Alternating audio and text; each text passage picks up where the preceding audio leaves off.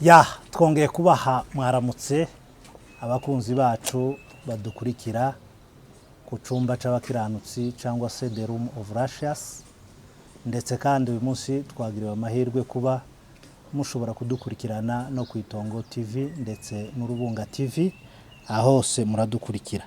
Ubushize twaganire hejuru yo gukiranuka, aho twarebye gukiranuka n'iki, dusanga ko gukiranuka ari uburyo bwo guhagarara imbere y'amaso ya data tudafite umutima uducira urubanza, cyangwa se guhagarara imbere y'amaso y'Imana, Imana ikatubona nkaho icaha kitigeze kibaho. Uyu munsi rero hanyuma tuza kureba uburyo bubiri bwo gukiranuka, aho twaje kuganira ko ugukiranuka kwa muntu gutangwa n'amategeko cyangwa se n'ico umuntu akora, aho twaje kugaragarizwa ko binyuze mu mirimo y'umuntu nta muntu n'umwe ubasha gutsindishirizwa cyangwa ugera kuri ruya rugero, kuko dusanga ko twasanze ko uko byari bimeze nuko Imana yari yaratanze inzira imwe yo kubasha gukiranuka abantu bakayigeraho, ari inzira y'ibyo umuntu akora no kubahiriza amategeko y'Imana.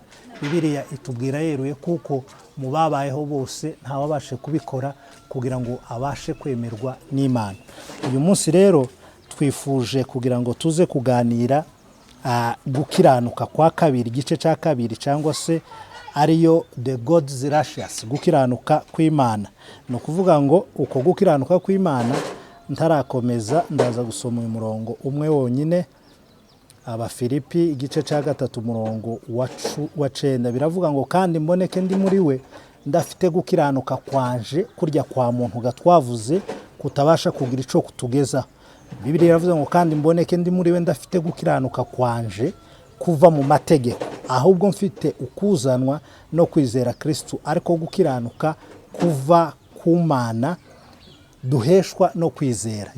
Nguko rero gukiranuka kwa kabiri tuvuga ni ugukiranuka kuva ku Mana duheshwa no kwizera, ariyo God's righteousness. Ni ukuvuga ngo ukwambere kwa muntu ni ukuri based n'ibikorwa umuntu akora byiza n'ibibi yirinda, noneho akazamura standard ye akagera ku rwego abasha kugira. Ariko noneho hariho gukiranuka uku kwa kabiri twise kw'Imana, ari nabyo Pawulo yandikiye Abaroma n'ubundi umurongo wa 3:21 aravuga ngo ariko noneho hariho gukiranuka kw'Imana kwa Hishuwe. Ni ukuvuga ngo kunguku kwari kwarahishwe, ariko igihe kigeze kurahishurwa kuzanywe na Yesu Kristo. Ikibabaje nuko idini cyangwa se religion isa naho kibwiriza ibi bintu nk'ubwiru, nk'ibintu bitarasohora. Ariko Pawulo hano yavuze ngo Abafilipi 3:9 aravuga ngo ariko mboneke ndi muri we. Mubyumve neza, mboneke ndi muri we ndafite gukiranuka kwanje kurya kwa muntu duharanira kuva mu mategeko, kuva mu kuzuza ibisabwa n'amategeko, ahubwo mfite gukiranuka kuzanwa no kwizera Imana, kuko ariko guhesha agakiza. Benshi bibwira ko gukiranuka kwacu kuva mu byo dukora, bibwira ko bashobora kwemeza Imana bitewe n'ibyo bakora. Ariko ngira ngo nkubwire mwene data udukurikiye, mu by'ukuri ntabwo gukiranuka kwa muntu gushobora gutuma yemerwa imbere y'Imana. Uko mpaye imirongo yombi, Abaroma 10:3 tugasubira tugafata Abafilipi 3:9, Pawulo yabwiye Abanyisirayeli babwira ngo kuko batari bazi gukiranuka kwanje bagerageje kwihangira kwabo, uku kwabo kubazanira gusuzugura Imana, bo babikora bazi ko bagiye kubaha Imana. Then hano Pawulo agaruka mu Bafilipi 3:9 aravuga ngo ariko mboneke ndi muri we ndafite ukugukiranuka kuva mu mategeko gutangwa n'amategeko, ahubwo mfite ukuzanwa na Kristo. Ni ukuvuga ngo Imana yatanze amategeko mu isezerano rya kera kugira ngo abantu bayagendereho nk'urwego rubageza mu ijuru.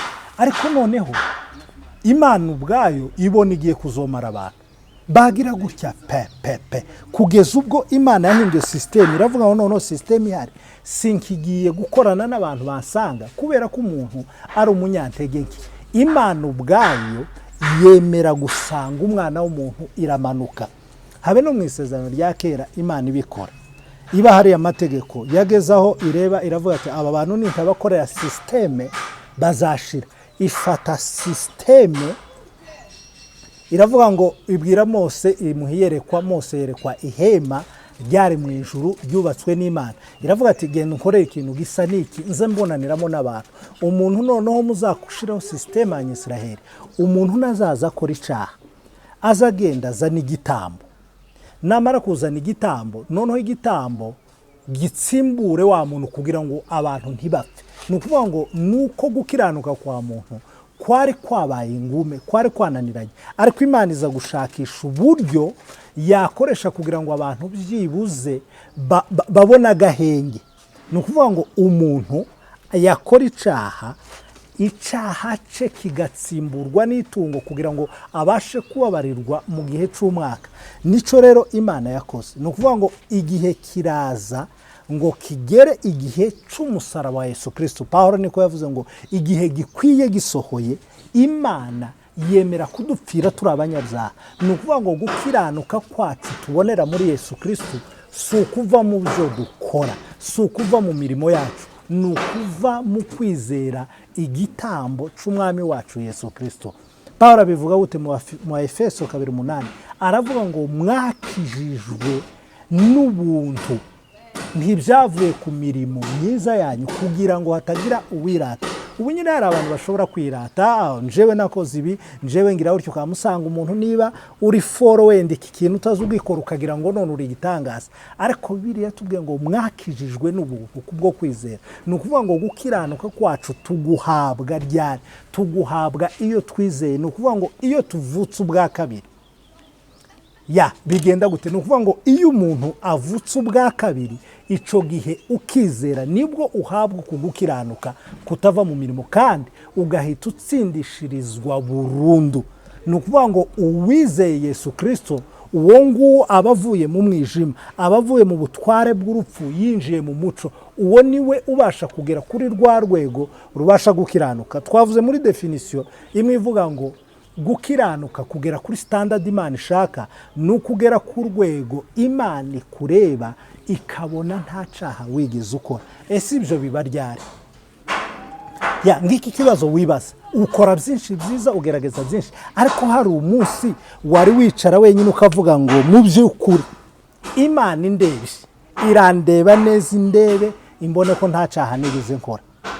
Sinzi niba warabikoze, uzabitubwire muri commentaire turebe formule wakoresheje, ariko nziko bidashoboka. Once ahubwo the more tugerageza kubyishakamwo nibwo twibonamwe amakosa menshi. Ariko reka nkwereke uko ibintu bimeze nuko Imana yabikoze. Gusa ikibazo dufite abantu bashaka kumvira ibintu by'Imana mu mubiri. Ibikorwa byose Imana yakoze nta kintu kiri fizike kirimo, byose byakozwe mu buryo buri spiritual. Umuntu rero niki kugira ngo urebe gukiranuka Imana yatanze? Ariho Pawulo avuga ngo mboneke ndi muri we ndafite gukiranuka kwanje. Pawulo akabigaruka akavuga ngo noneho hariho gukiranuka kwa Hishuwe twahawe. Ni ukuvuga ngo umuntu niki? Ese umuntu agaragara ko akiranuka mu maso y'Imana ryari? Umuntu agaragara ko adafite ikizinga cyangwa se umunkanyari cyangwa se ubusembwa ryari? Nuko dore ko umuntu ateye urebe n'icyo Imana yakoze. Ni ukuvuga ngo Yesu yaganiriye na Nikodemu aramubwira ngo nukuri ndakubwiza ukuri kuko nutabyarwa ubwa kabiri udashobora kubona ubwami bw'Imana. Ni ukuvuga ngo gukiranuka kwacu tugukura tuguhererwa muri Kristo bivuye mu ivuka. Iyo tubjawe n'Imana ariyo mpamvu bivuga ngo you have to be born again. Dutegerezwa kuvuka ubwa kabiri kugira ngo duhabwe gukiranuka kugaragara kandi gutunganye imbere y'Imana.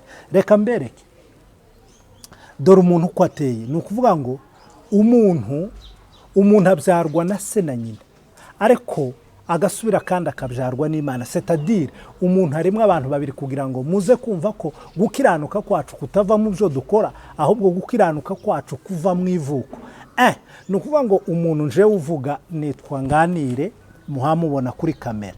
Ni ukuvuga ngo uyu Nganire mfite ababyeyi bambyara b'abakongomani, ndi umukongomani. Uwo niwe Nganire uboneka. Ni ukuvuga ngo uyu ni Nganire ubyarwa na runaka wabanye naka, kandi uyu afite ibyo akora, afite n'uko ibintu byose bimeze n'uko ateye. Hakaba noneho n'umuntu ubyarwa n'Imana, human spirit, ni ukuvuga ngo umuntu agizwe n'ibicibi. Kugira ngo wumve neza gukiranuka kwacu kutava mu byo dukora, gukiranuka kwacu kutava mu byo abantu bareba, ba pasiteri bakuyoboye n'abandi mugendana n'amatsinda usengeramo, ahubwo gukiranuka kwacu kuva kuri rwa rwego Imana ikurebe kavuga ngo voila, nguyu umwana wanje, nguyu umukiranutsi 100%. Ni ukuvuga ngo umuntu agizwe n'ibice bitatu by'ingenzi tuzi. Umuntu wese wakandagiye mu ishuri ndazi kwibya bize. Ni ukuvuga ngo umuntu agizwe n'umwuka, ubugingo ndetse n'umubiri. Aho kugira ngo nze kubasobanura neza, ni ukuvuga ngo umwuka niwe the little person, the little me, njewe nyawe ndi umwuka. Mu yandi magambo, ndi umwuka ufite ubugingo biba mu mubiri.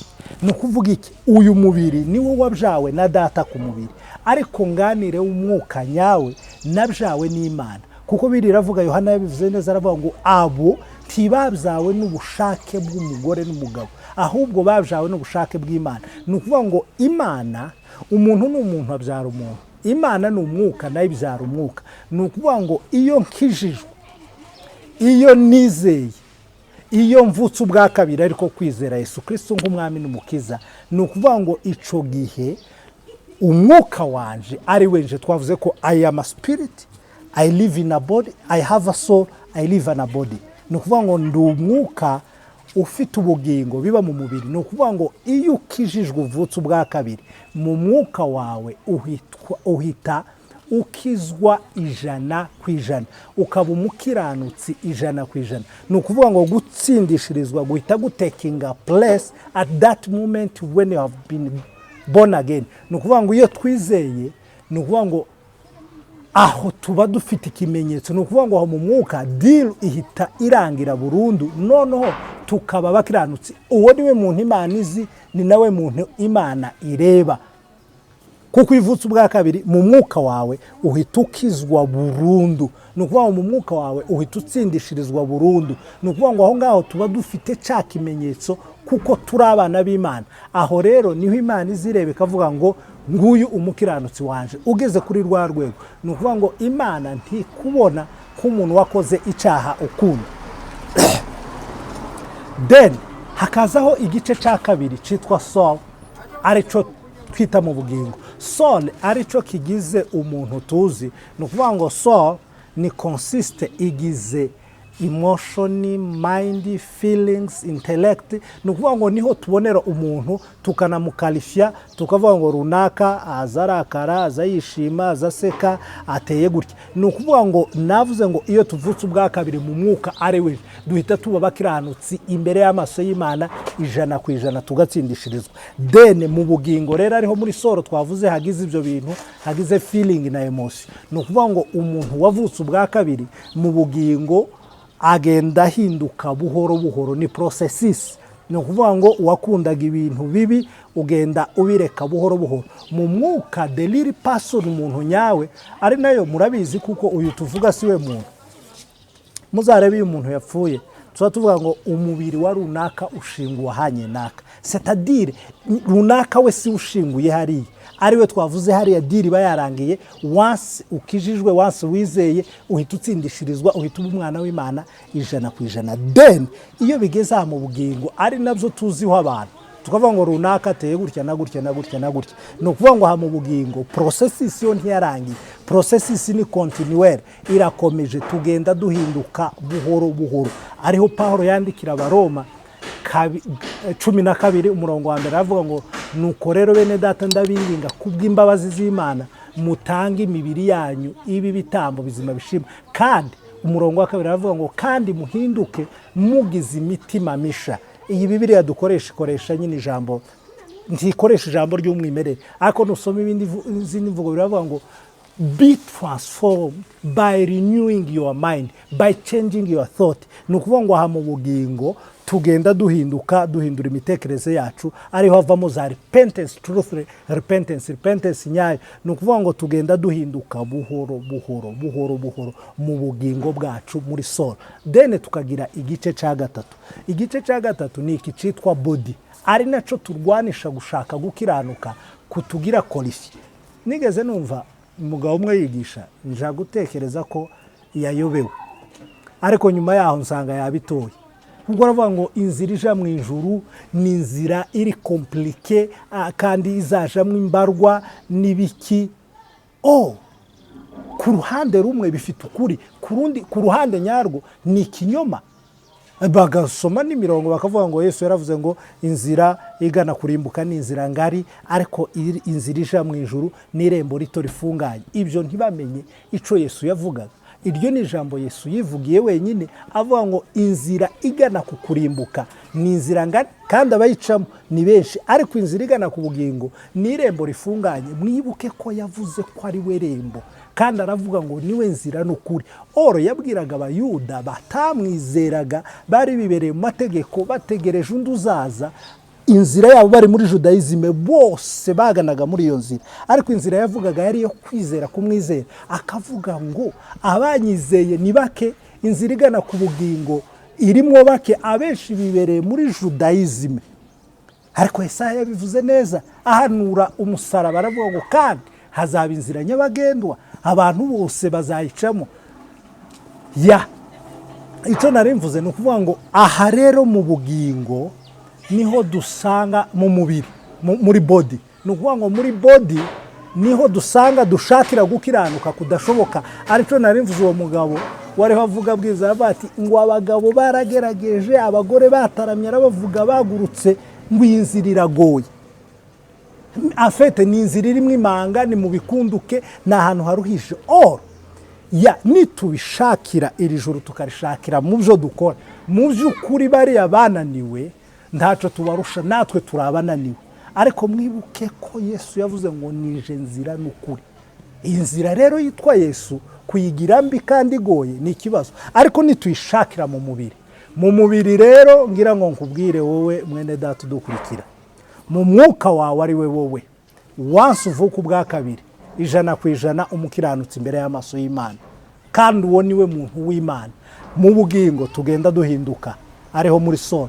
Mu mubiri nta numwe wambaye umubiri nturakizwa, umubiri ntuzakizwa.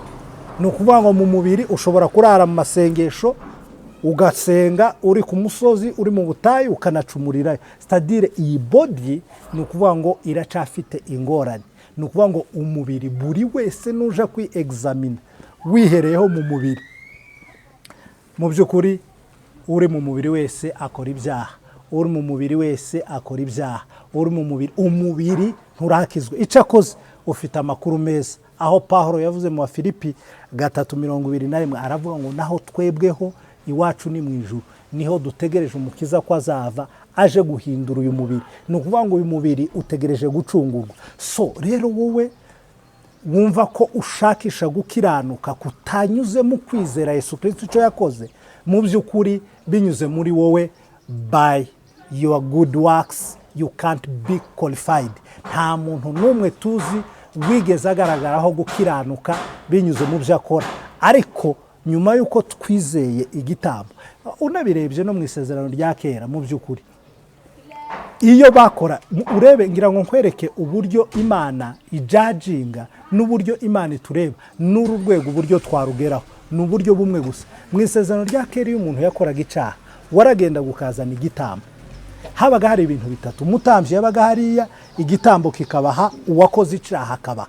Ni ukuvuga ngo wowe wakoze icyaha wazanaga igitambo, then bakagusetinga apart, waba uri ku ruhande. Ni ukuvuga ngo umurimo wari uw'umutambyi n'igitambo.